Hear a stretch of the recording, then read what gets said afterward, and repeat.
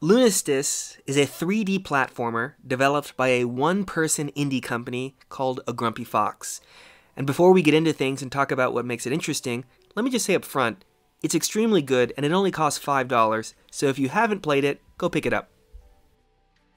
But anyways, Lunistis is most notable for its art direction and its level design. In most coverage of the game that you're going to see, the first thing that anybody mentions is that it harkens back to the first generation of 3D platformers back in the 90s on PS1, N64, and Sega Saturn. I'm talking about games like Spyro, Super Mario 64, or Nights into Dreams. But I haven't really seen anybody talk about the meaning of this influence with a satisfying depth of detail, and that's what I want to do in this video because I think that there is a pretty interesting story that you can tell. The one thing that creators do mention here on YouTube whenever they address the retro influences on Lunistis' general aesthetic is that Lunistis has these great looking, stylized, low poly graphics that are designed to make you feel like the game could be running on 1990s hardware. And there's no doubt that that's an important component to the story of how Lunistis draws on the 1990s era of 3D platformers, but I don't think it's the whole story. There's also a more overarching aesthetic paradigm that Lunistis is drawing on, which flourished in the 80s and 90s, but which has also become a little bit more niche as time has moved on towards the present era of games. And I want to talk a little bit about what that paradigm is, the story of its rise and fall, and the way in which Lunistis embodies it. So what exactly do I mean when I speak of this aesthetic paradigm that flourished in earlier decades of gaming and whose torch Lunistis is now carrying? Before I give you a name and definition of this paradigm, let's just start by thinking through a level of Lunistis and then working from there. Okay, so right now you're seeing footage of an earlier level in Lunistis with a sort of a summer beach type of theme. And that's pretty standard as far as 3D platformers go. But it is kind of a funny thing when you stop and think about it to consider what it means for a level like this to have a beach theme. It's filled with beach-related imagery, that's for sure. There's beach balls, water, sand, umbrellas, palm trees. But this beach-related imagery doesn't really add up to a fictional world that you're supposed to think of as a literal beach. It's more like a playground with beach-related decoration. All of the beach-related objects have entirely different functions than they would have in real life. Beach balls function like trampolines, umbrellas function like platforms, and everything fits together in a way that really only makes sense if you're playing a video game. So the thing that's funny about the fact that this level has a beach-related theme is that every individual object looks like it comes from a beach. But when you put it all together, what you get is not supposed to be a literal beach. And if what I'm saying is a little bit abstract, and maybe I'm losing you when I say that beach-related imagery in Lunistis does not create an actual beach, look at this footage from a different game, Grand Theft Auto V. This is a beach. It's a copy or simulation of the beaches you know from experience. And it's definitely not the kind of thing that Lunistis is trying to make with its beach-related imagery. Lunistis is doing something a little different, a little more gamey for lack of a better word. And really, all of the levels in Lunistis adopt this principle of design that I was just trying to illustrate with the beach-themed level. They take imagery from a real-world environment, but recombine them in ways that feel... fake is the wrong word. They're just not even trying to be realistic at all. So to take one more example, this footage is of a level that's themed around like Japanese temple gardens. This gate, these lamps, and these especially Japanese looking buildings. They all evoke imagery of the kind of architecture and design elements that you might find in temples and shrines in Japan. And you could imagine a different game that combines these very same assets into a structure that actually looks like a shrine. But Lunistis is not that game. It's using assets that have been modeled on Japanese religious architecture, but it's not in order to recreate Japanese religious architecture. Not exactly. It's for some other purpose that we've yet to describe with any degree of precision. But maybe we can figure out a more precise description of what exactly Lunistis is trying to do with its theme-oriented level design. So let's go back to the comparison that I just made between the beach in Grand Theft Auto and the beach-themed level of Lunistis. We saw that they both use beach-related imagery, but to create different kinds of space. I have names for these kinds of space. I call the kind of environment that you find in Grand Theft Auto a simulation. And I call the kind of environment that you find in Lunistis a playground. So what's the difference between a simulation and a playground?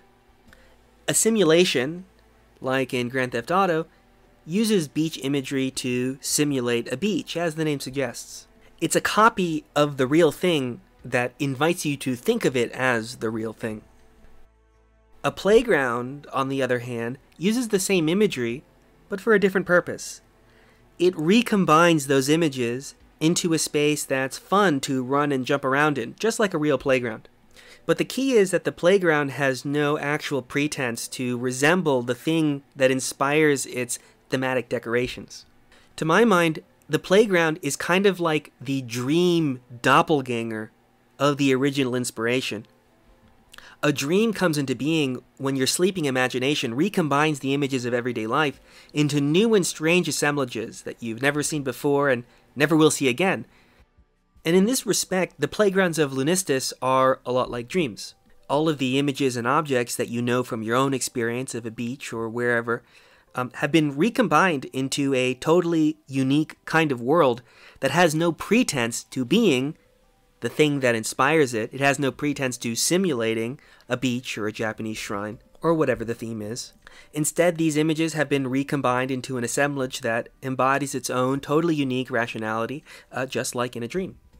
So that is my crash course on the difference between a simulation and a playground when we're talking about designed video game environments.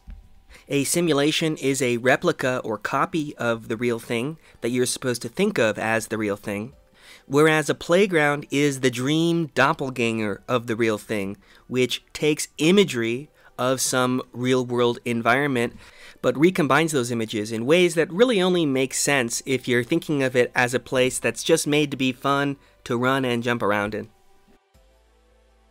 Now, at the beginning of this video, I made a promise to you that I was going to tell you a story about the retro influences from the 90s on the art direction and level design of Lunistis. But then I went on this tangent about simulations and playgrounds in video game design. And you might be wondering how that tangent relates to my original promise that I was going to tell a story about retro influence. Well, that's what I'm going to talk about next.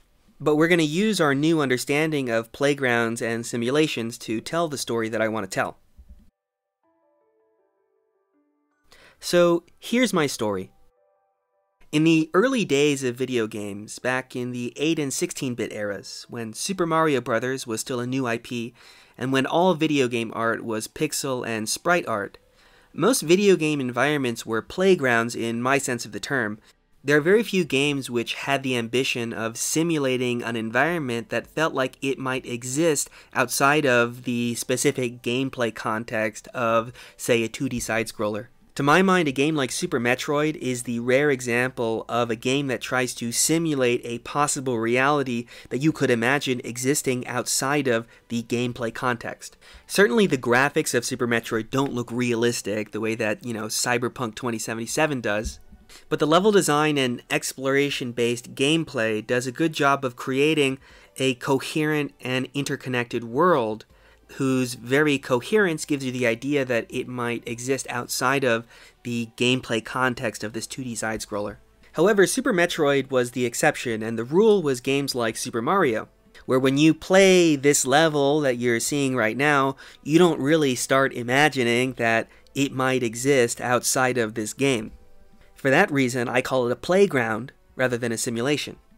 In the 2D era, then, it was the playground rather than the simulation which functioned as the dominant design paradigm in video games. But as technology advanced and the 90s ushered in the age of 3D games, The focus among developers began to shift away from the artificial playgrounds of old and toward simulations. Games like Resident Evil, Metal Gear Solid, Silent Hill, Final Fantasy VII. A very large proportion of the classics of the first generation of 3D games announced this great shift toward a feeling of immersive realism and the simulations that go along with it. A design environment where beach imagery is now used to simulate beaches, rather than decorate these obviously fake playground-type spaces. Of course, it's possible to overstate this shift. Not every game and not every developer bought into this shift towards the immersive realism of a simulation. Some were still interested in using 3D tech in the service of the old playground paradigm of video game design. One interesting holdout was the 3D platforming genre considered as a whole. When you think of games like Spyro the Dragon, Crash Bandicoot, Super Mario 64, Banjo-Kazooie, the list goes on and on, one thing that characterizes all of these games as a genre is the fact that they cling, really aggressively to the idea of video game environments as playgrounds. They're these spaces that are made not to immerse you in this sense that you're in this alternate possible reality the way that, for example, Super Metroid did. Really, they're just goofy platforming spaces. They're playgrounds that are there to make you run and jump around in, and that's it. I think that Super Mario 64 in particular is a really interesting embodiment of this transitional period where the games industry is shifting to the simulation paradigm of level and world design, but 3D platformers are also kind of wanting to hold on to that old playground paradigm. That's because I would actually say that the overworld of Super Mario 64, Peach's Castle, I'd actually call that a pretty impressive simulation.